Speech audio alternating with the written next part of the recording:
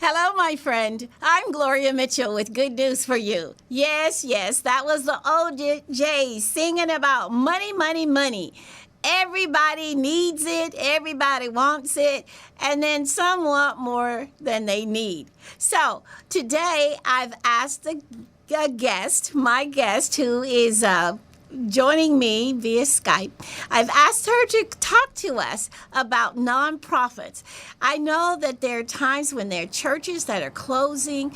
There are different people who are struggling financially because they're really working to do good in the neighborhood.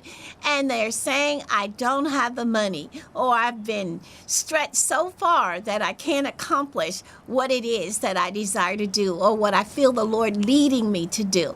And so I've asked Kathy Hannah Job to share with us about money for nonprofits. Hello, Kathy. How are you? Hello, I am fine. How are you today? Great, thanks. Kathy's joining us from Nashville, Tennessee. Is that correct? That is correct today.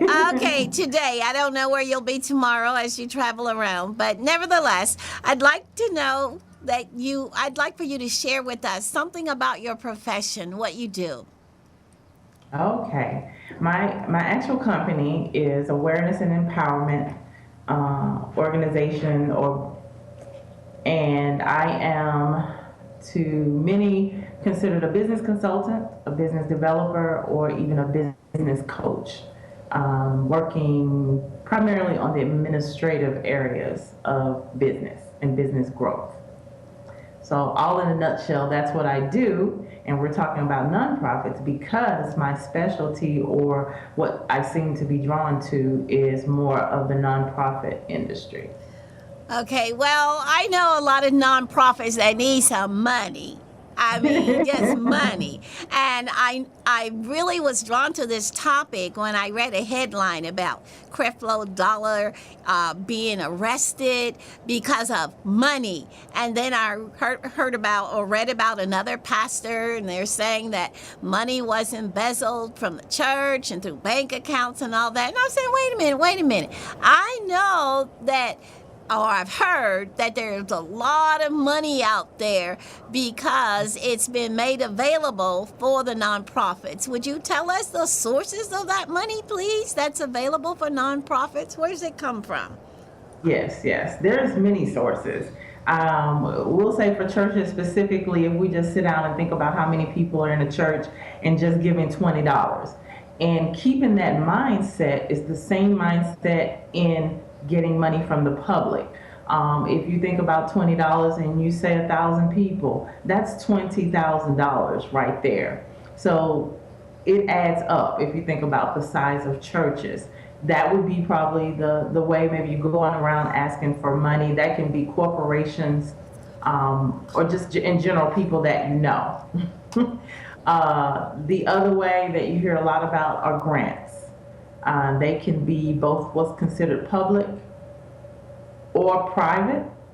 So your public being government grants, and then your private being grants, and a lot of times foundations from corporations, or grants from corporations, or they can even be where someone maybe passed and they have, put in account a certain amount of money or set up a certain grant for certain, maybe whatever their passion was about. And that's another way to get grant money as well. Grant money. Okay, so the money is available for us to do good in the neighborhood. Is that correct? Absolutely. Not a loan, which Not is a paid loan. back, but a grant. But a grant. Okay, so in other words, you're saying that if I'm going to do a good deed and I'm going to do something great to help somebody, that I don't have to sell chicken dinners? You do not have to sell chicken dinners. You can add that to it, but you do not have to sell chicken dinners. Okay, all right. So would you tell us more about nonprofits? What's the difference between a nonprofit and a not-for-profit, if there is a difference? And then just tell us more about it. Okay, so nonprofit is basically the terminology that the IRS or Internal Revenue Service uses. And you will see literature out there that says not-for-profit. There is no difference. The difference in a nonprofit or not-for-profit versus a for-profit organization is basically what you're doing with the profit. That's one area of it. So in other words, if you have, both are considered corporations, or can be, a for-profit can be a corporation as well. The difference is the profits that are made in a nonprofit has to be put back into the organization. Whereas for-profit, you can decide, the profits can be split amongst the board or the executives, whatever you choose to do it, however you choose to structure it. Now back to the nonprofit, the other thing is the reason for it. And that is how the IRS actually determines that you are a credible, or they verify that you are a nonprofit organization. So it has to be for what we call charitable purposes. And that's very vague, but it kind of goes into helping people. Well, let's hear your story. Let's see how you got involved in the nonprofit arena. Okay, so I was in my early 20s and always wanted to have something for the elderly. And I learned about, here in Nashville, they called them group homes at the time. I think many know them as personal care homes. I think that's the terminology now. So in getting in there, I thought it was going to be easy, but I found out, first of all, there was two kind of group homes or personal care homes. There was one for the elderly and there was one for mental health. And there was two different ways to get it licensed. And I found out that mental health was the easier, and I still can just have elderly people from that agency, we'll say. So I did that. What I found out is a lot of the mental health, at least the level that I had them, had not worked very much. So they didn't get much of what we know as disability checks. So I was like, well, that's not going, and you can only have 5 in a home. That was the max. And I'm like, well, how do I feed them? How do I get them what they need off of that amount of money? Because that money would go very quickly. So it was suggested actually by the director. So why don't you think about doing a 501c3 or a nonprofit? So 501c3 is the IRS terminology that is used for nonprofit. And I'm like, what is that? She said, just call the IRS and get your packet, or you can get someone to do it. Well, I was young and I called around an attorney, a couple of accountants that I knew, and everybody was $2,000-3,000 at that time. You might find it cheaper now, but that was just to do it. And then there still was a fee that had to be paid to the IRS. So I got the packet because she told me just get the packet and read over it. I got it and I was like, oh boy, this is really thick. But as I read over it, I realized as a new startup, a lot of things didn't apply.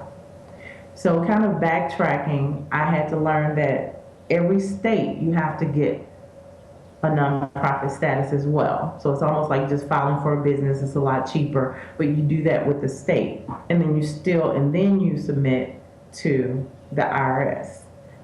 So you're saying go back. So you're saying go backwards. Like first you go with the state and then with the IRS, because correct. I remember filing with the IRS and then automatically getting it with the state of California. Yours was automatic? Yeah, Okay. yeah, it was a package deal if I went with the IRS first. Okay. Most states are not connected. So if you go through the IRS, they're going to ask you for certain things that you should have already gotten from your state. And Okay. that's how they kind of verify it. Okay. All right. Including even your EIN number, which has nothing to necessarily do, that's still another division of the IRS. But in order to get your EIN number, most of the states will ask you, have you registered with the state? So they still want that. So it kind of ends up being simultaneously. It's a checkpoint for all of them. You can't do one without the other. Okay. So So I will what say check with your local state. Absolutely. so what are the benefits of having a nonprofit? The benefit is, first of all, just being able to do your passion and what you see there's a need in the community.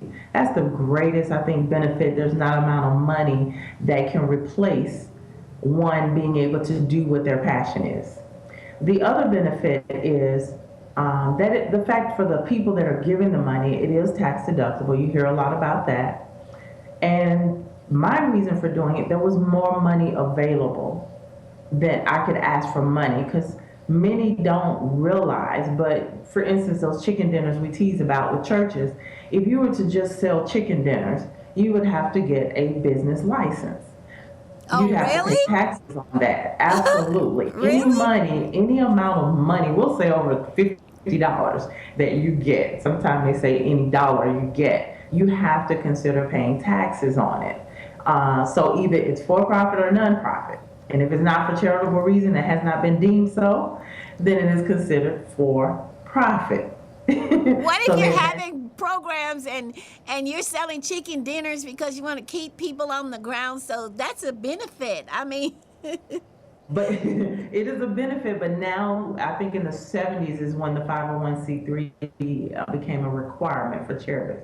There is an agency now that decides if you're truly, truly a nonprofit or you're actually doing things that are charitable, because the activity for making money cannot be more than your donations or what you're doing charitably.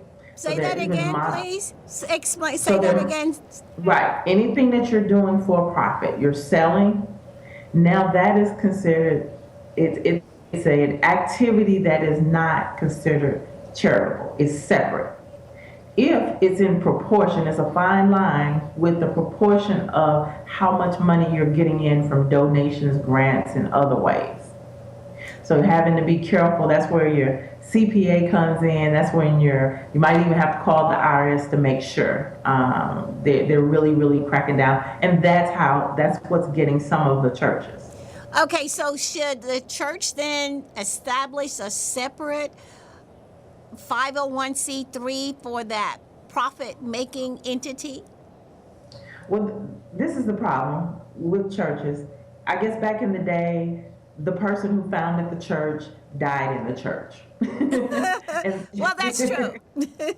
And that wasn't an issue. The problem now is you have a voting board, and the voting boards are working. And so if that pastor, and again, this would be an opinion of how someone feels about why they're doing what they do. If you have done something and you're putting your hard work in it, and you get kicked out or you get terminated or whatever it might be, or you can even pass away, it is not going to be transferable to your family, and you can't take it with you. It is pretty much owned by the organizational board, whoever it is, of the church. So if that's the case, then why? I've heard of churches where the doors have closed because they mortgaged, let's say one person or the pastor mortgage did something with the money, and so they had to end up closing the church building. I know Right, the and church's people. that's why a lot of grantors now or funders will not fund certain programs, even if it's faith-based, if they do not have the 501c3. So the argument now is, even with the educational facilities, because I know someone who's actually fighting this as well, if any money goes over there, a church does not have to they are not required to file a 990, which is another form that has to be filed for nonprofit organizations. Yes. So there's no accountability to the money that's being sent into that church. So if cash is given, where's the accountability? Even if it's a check, technically, where's the accountability? They can say that it's going for the congregation, not for, say, if it's a daycare or whatever the church owns or has for that, connected nonprofit type of program, homeless program, whatever it is. So there's no way to know the difference in where that money is going. Oh, so that's why many organizations will not provide funding for a church or religious Yes, purposes because unless they it's. don't, they can't see the books. There's no requirement to see the books. Oh, Whereas if you are a 501c3, you have to be totally transparent. If anyone asks for any part of your bylaws, any of that, you have to produce those within a certain amount of time. And I think it's like a day or so, or 2 days. It's a short time. It has to be available. okay. All Now right. you Tell know us what more. you mentioned you mentioned the pastor we all know about, or many of us will say Creflo Dollar, and there's one that's going through the courts now. And one of the things we'll say Creflo Dollar and TD Jakes, the difference being is they have books, they have other things, they have media companies, and the problem is the public is not totally informed. But when you look them up, if you look, say TD, not TD Jakes, but Creflo Dollar being in Atlanta, if you look up the state of Georgia, all his companies are registered. Not all of them are nonprofit organizations. Okay. So sometime when he has an airplane, that's not coming from the church. It's coming from his for-profit organization. And some things are in both he and his wife, some things by law, it goes to her, so it's only in his name. And so therefore they could not touch him. Now this other pastor, because they did not have that accountant, that attorney to make sure certain things were set up, it all is kind of sloppy. It looks like money just came into the church and they just said, okay, we're gonna buy this, and buy this. There's no structure, we'll say, Okay. appropriate structure.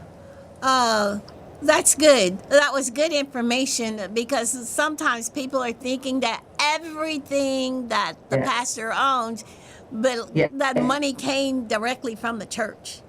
right, Whereas they're right. working Including individuals like including anybody his else. speaking, right. And you can bring that down to the smaller level. I tell everyone, and this has been my, I guess you could say, gift too. Whatever the large organizations are doing, that is how you should start off as a small organization. So it's important that you do not mix funds. You have a separate bank account for that nonprofit. I don't care if you don't make $1 for the whole year, but those are the things you set up in the beginning. So when you do get, that's what we hope for, the $1 million budget or Yeah, more. we pray for it. Yeah, there's no question that that $1 million was for the nonprofit versus maybe you still work a part-time job. That's your money that you have made, or your salary that you get from the nonprofit. It still needs to be paid out of that bank account to you, like, and not you going into that account. Because you have to remember that a nonprofit organization is owned by the board, not an individual. Would you speak to the board? Tell us about the board.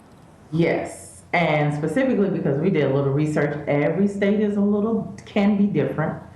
The board would consist of president, vice president, secretary, treasurer. We specifically looked up California because, like I said, states are different, and three are required. So you're allowed to have a director, which is different from most, and two officers, with one of the officers having a duplicate or double title, meaning that you have a director, you have to have at least a president or chair, and then you have your, I don't even think they called it vice president, but that, well, yeah, vice president can be like the treasurer. The president cannot be the treasurer, but a vice president can be also. So as long as you have the three, so that takes care of your majority vote.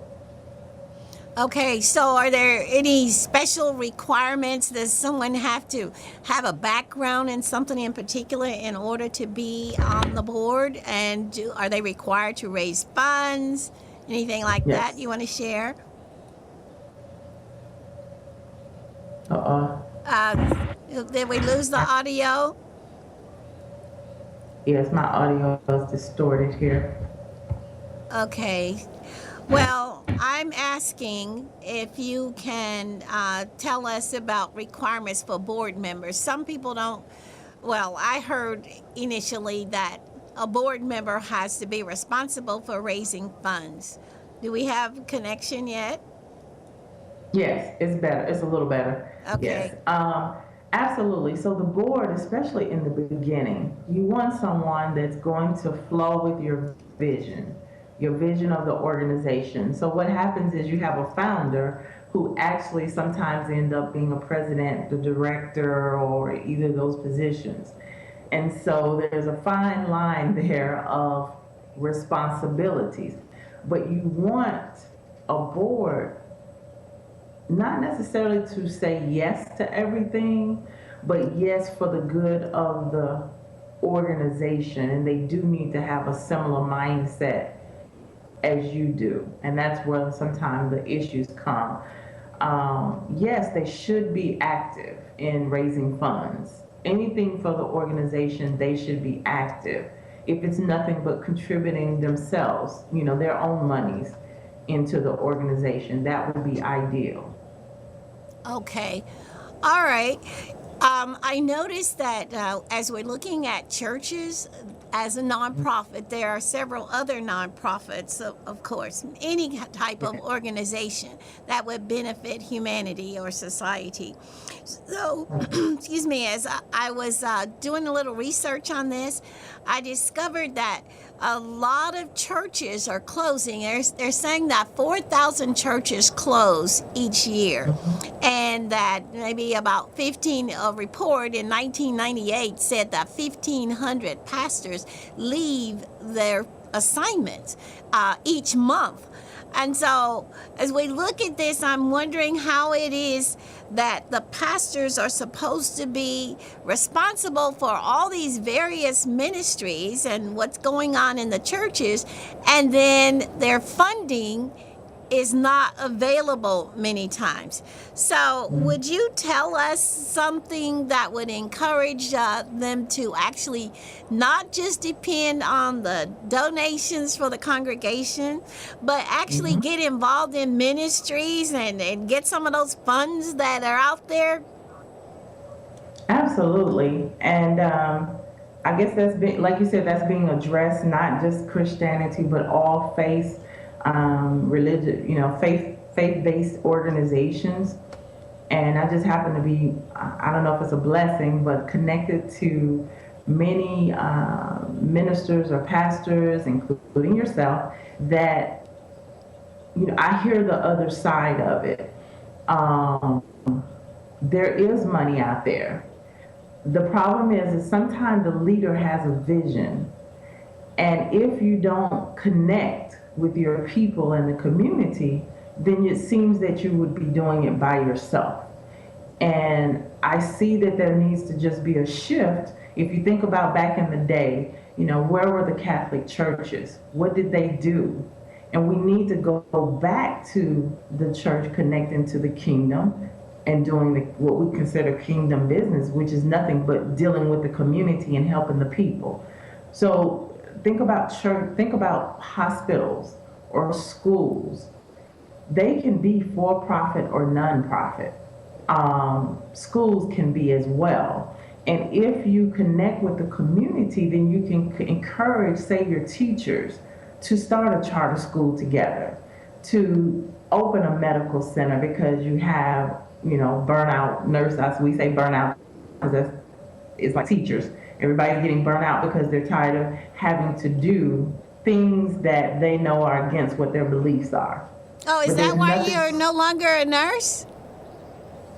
I don't consider it a nurse. It seems like I'm a nurse every day, but I am not that nurse that clocks in somewhere. Okay, all right. And do what they say do. Actually, nursing has always been a stepping stone to do some type of business, and my goal was one day to have this grand nonprofit organization. So I like the back end where I can help other people do it. So this is wonderful.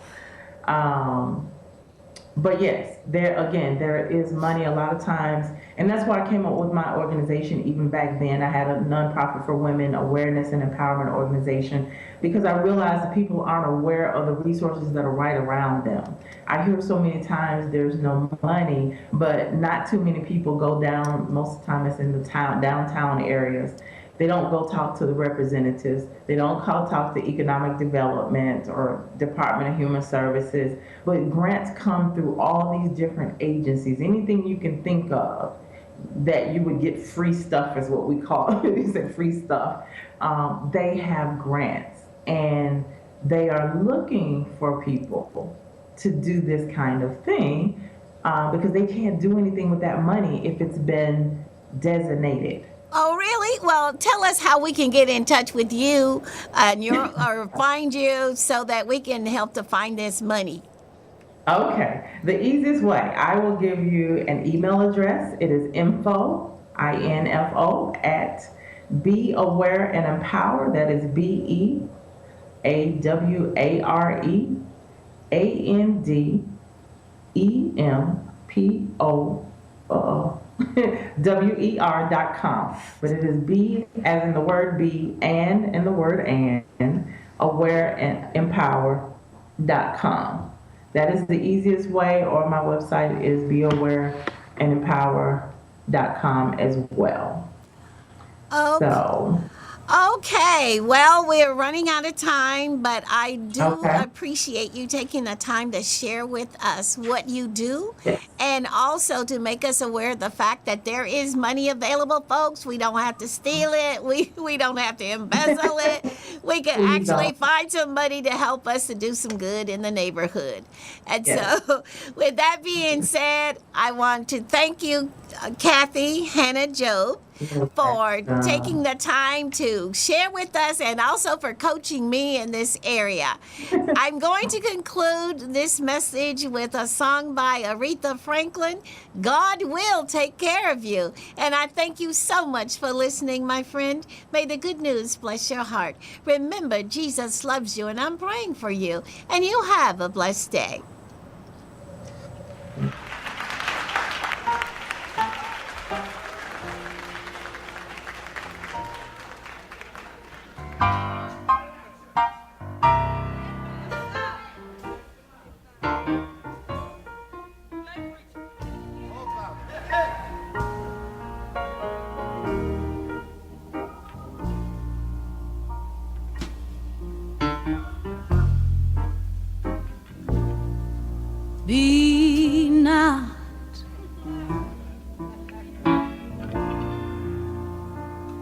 dismay.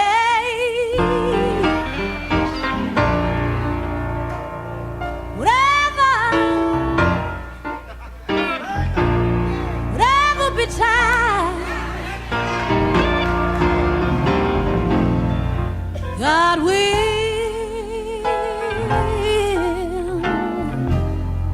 take care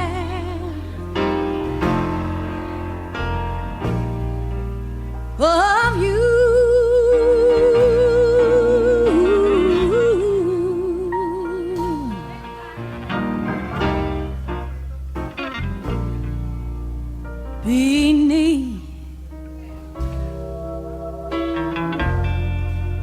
Beneath his wings,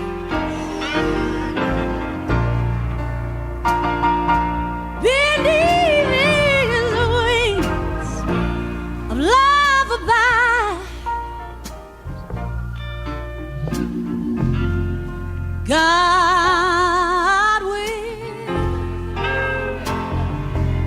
God will take care.